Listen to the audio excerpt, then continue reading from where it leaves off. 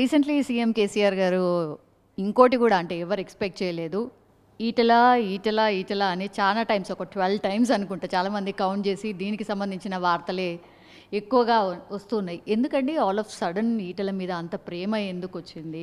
ఈటల గారితో మాట్లాడండి, ఈటల గారి దగ్గర నుంచి ఇన్ఫర్మేషన్ తీసుకోండి అని కూడా చెప్పిన పరిస్థితి. అసలు మీ పార్టీలో ఇంకో పార్టీ వాళ్ళతోని మాట్లాడితేనే అదే నేరం అన్నట్టుగా ఎవరితోని మాట్లాడుకోరు, ఇదొక విమర్శ కూడా ఉంది. ఎందుకు జరిగిందంటే అయితే నేనేమంటున్నా అంటే, గతంలో మా సహచర ఎమ్మెల్యే దాంట్లో ఎలాంటి శశబిషలు లేవు. మాతో కలిసి ఉద్యమంలో పనిచేసిండు, 2 సార్లు మంత్రిగా పనిచేసిండు. ఆ తర్వాత అన్నీ ఏదేదో చేసి ఆయనకు కాషాయం తీర్థం తాగిన తర్వాత మనిషి మారిపోయిండు.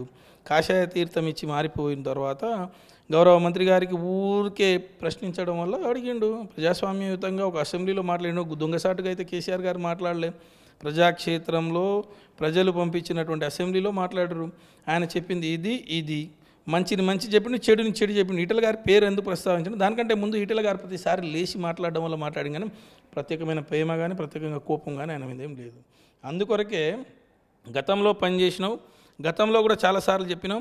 కరీంనగర్ గడ్డపై నుంచే ఏదైతే సన్నబియ్యం కానీ రైతు బంధువు లాంటివి కానీ లేకపోతే చాలా పెద్ద పెద్ద కార్యక్రమాలు చెప్పినాం. కాబట్టి ఆ రోజు కూడా ఆయన్నే అవకాశం ఇచ్చిండు. ఈటల గారే ఉండే నాకు చెప్పినందుకే సన్నబియ్యం పెట్టిన ఈటల గారు అట్లా ఆ రకంగా ఫ్లోలో వచ్చిందే తప్ప ఆయన మీద ప్రత్యేకమైన ప్రేమ కానీ ఇది కానీ లేదు. ఆయనది వేరే పార్టీ, మాది వేరే పార్టీ. ఆయన వేరే పార్టీలో ఉన్నాడు, మాది ప్రభుత్వంలో ఉన్నాం మేము. ఇక అంతే తప్ప కొత్తగా ఆయన స్ట్రాటజీ ఏదో ఉంది, కంపల్సరీ ఆయన డ్యామేజ్ చేసే కుట్ర జరుగుతోంది అని కూడా వినిపిస్తుంది. డ్యామేజ్ ఎందుకు ఎవరేం చేస్తారండి? ప్రజాస్వామ్యంలో ఎన్నికలు అనేటివి గెలుపు ఓటమిలకు నిర్వహించేది. ప్రజలు తెలుస్తారు ఎవరు డ్యామేజ్ అవుతారు, ఎవరు గెలుస్తారు, ఎవరు ఓడిపోతారు అనేది. ప్రజాక్షేత్రంలో చాలామందిని చూసినాం. అంటే కనుమరుగైపోయినటువంటి రాజకీయాలు ఉద్దండులు అని చెప్పేసి తనకు తానే బాగా నేను బలమైన రాజకీయ నాయకుడు అని చెప్పేసి మాట్లాడి నాగం జనార్దన్ రెడ్డి లాంటి వాళ్ళు కానీ, దేవేందర్ గౌడ్ వారు కానీ, హేమాహేమిలు అనుకున్నటువంటి నరేంద్ర గారు కానీ, విజయశాంతి గారు కానీ, ఇటువంటి వాళ్ళందరూ ఏడ ఉన్నారండి ఈరోజు? రాజకీయంగా కనుమరుగైపోయారు. ఈయన ఏదో నేను కూడా ఉద్దండుని, నేను రాజకీయం, నువ్వు ఎక్కడ అంటే ఓనమాలు నేర్చుకున్నదే టీఆర్ఎస్లో. కేసీఆర్ గారు అవకాశం ఇచ్చారు, కానీ గెలిచిండ్రు కదండి. మీ మీద పోటీ చేసి గెలిచిండ్రు కదా ఎన్నికలు. ఇప్పుడు నేనేమంటున్నా అంటే, ఎన్నికల్లో గెలుపోవటంలో సహజం. గెలవడం ఎవరికి దానికి దాచలేము కదా. గెలిచిండు, దానికి మేము కూడా ధన్యవాదాలు చెప్పినాం. రాజకీయంగా గెలుపు ఓటములు సహజం. కానీ ఈ పార్టీలో తర్ఫీదు పొందినటువంటి వ్యక్తి ఉద్యమకారుడు అనుకున్నాం. సాఫ్ట్ కార్నర్ ఉండే ఆయనకు ఆ ప్రజలు దీవించి గెలిచిండు. దాంట్లో ఏముంది? అంటే కేసీఆర్ గారు మేబీ ఈటల్ని మిస్ అవుతున్న ఫీలింగ్ ఏమన్నా ఉందా? అది కేసీఆర్ గారు ఈటలని మిస్ అయ్యేంత పరిస్థితి ఏం లేదు.